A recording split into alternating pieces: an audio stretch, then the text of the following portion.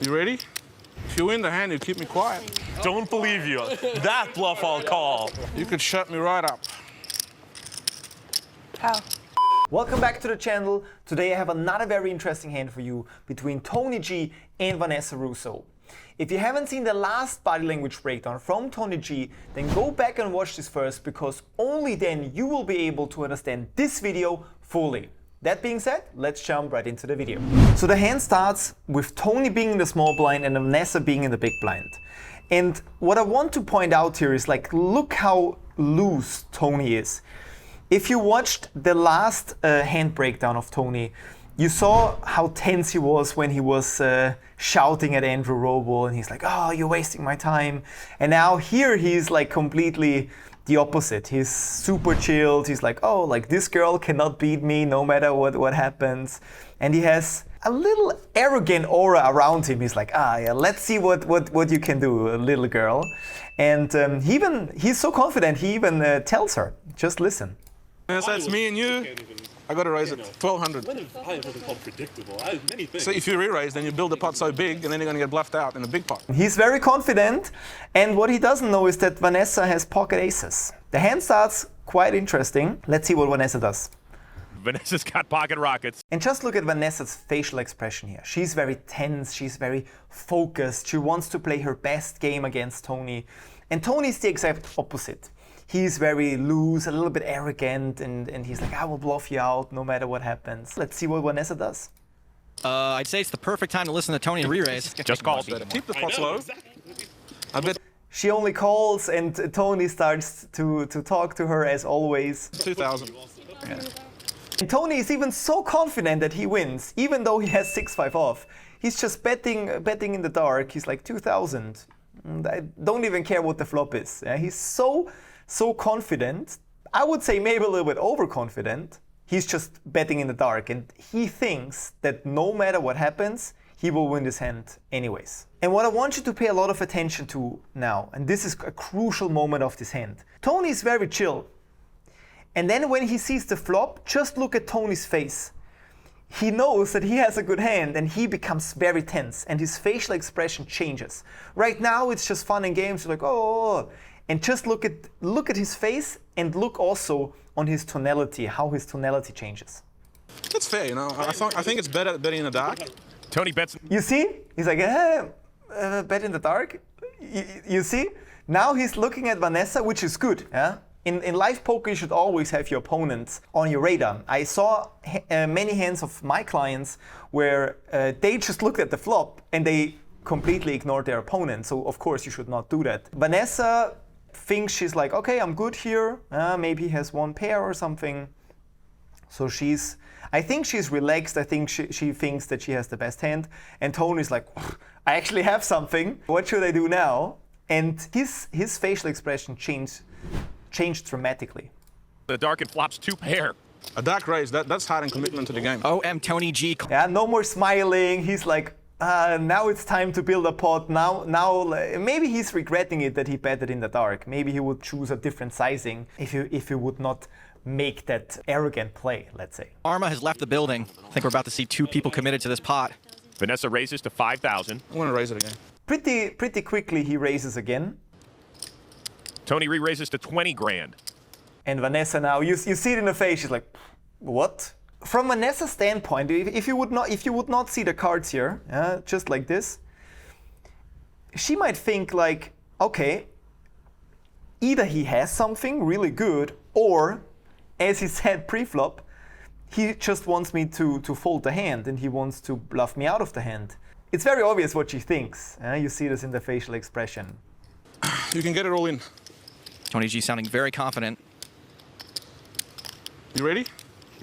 Tony G is capable of this song and dance, whether he's strong or bluffing. Vanessa's going to have a hard time getting away from this one. You ready? If you win the hand, you keep me quiet. Don't believe you. That bluff I'll call. That bluff I'll call. Tony just added unspeakable equity to this pot. Vanessa calls. Tony's bombed the flop, which may make Vanessa think he's on a draw. An ace on the turn. Rousso has top set. Hello, nasty, as Tony G. And you see now, compared to pre-flop, now Tony's like, okay, how can I make this pot as big as possible? How can I suck Vanessa out? I think Tony thinks he has the best hand, and I think also by now Vanessa thinks she has the best hand, and both have strong hands here. The only thing that could slow down the action is that the flush completes here. So we have to keep that in mind. But you see how his demeanor changed. And if you see this in your opponent when you play live poker, that is very crucial, because you want to be very aware of your opponent and his like normal behavior, and you also want to be aware of the changes in his behavior. And if you're aware of that, you can make adjustments. But to make that happen, you have to be very aware and you have to absorb as much information as possible when it comes to your opponents. Ideally, you can write this down, and if you play against someone more often, you will have enough information to see these small changes in demeanor, small changes in facial expression, and you will be able to exploit them quite easily. Say ace from space, and Vanessa has gone from 0 to hero. Tony G does have a flush draw 10,000. and bets 10,000. You could shut me right up.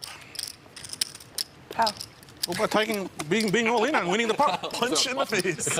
And now Tony changes his strategy a little bit, because now he's continuing to poke at Vanessa because he wants her to like increase her bets. I think that's his plan now, because he thinks, oh, I have 2 pair plus a flush draw. Probably he knows that Vanessa has a strong hand, but I still think Tony thinks he has the best hand here. Push a button. That ace dramatically improves Vanessa's hand, but if she put Tony on spades, he just got there. She just calls. On spade watch. I check. Tony checks in the dark. The river, a sick card, the 5 of hearts. Now you got to show some guts. Can you bet this, or are you going to make a really weak check now on the end? And I think Vanessa is like thinking, why do you behave like this? Why are you so confident? She knows she has a pretty good hand, and Tony thinks he has the best hand, and like he's like, okay, let's see if you have some guts. I like the dynamic here of this hand a lot. Go on, Vanessa, you can do it. For Vanessa, best card ever, full house over full house. All in. Cool. Ace is full. Wow, very nice. That's the best. And now you see Tony, he's like, wow, okay? And it's basically like a little bit of a reality check. You see his face, it's not as chilled as it was in the beginning, it's very tense. And of course, Tony lost a big pot. I think we can all understand that. But the tip that I would give Tony here is reduce your confidence in the beginning. Don't be overconfident. And try to get a little bit of the feeling of the hand. Having 2 pair, having a flush draw is pretty good, especially small blind versus big blind. But I think if you would take the capacity, reduce the capacity of this talking and being the showman, and putting the extra capacity into taking more time to think. He called pretty fast. Of course, it's understandable, but maybe just take a few extra seconds to think the whole action through, and then make decisions after thinking for a while. That would be very good. So if we compare both hands, the hand from Andrew Roble and this hand, it's quite interesting to see, because in the hand against Andrew Roble, Tony was very aggressive and he was shouting and like trying to get his opponent to become emotional. But here I get the feeling as like Tony didn't really take Vanessa serious. You want to find the middle ground. On one hand, you don't want to push your opponents too much. You want to be calm. You want to maybe, be a little bit pushy at some parts of the game, be funny and talk to your opponents if you're able to do that on a high level. But at the same time, you want to take your opponent as serious as possible. Not too serious, of course, but you want to give them some credibility as well. So if you play a lot of live poker and you want me personally to help you play better live and exploit your opponents, then click the link down below in the description, schedule a free call with me, and we will create the specific plan for your individual situation and how you can make this work. That being said, see you in the next video.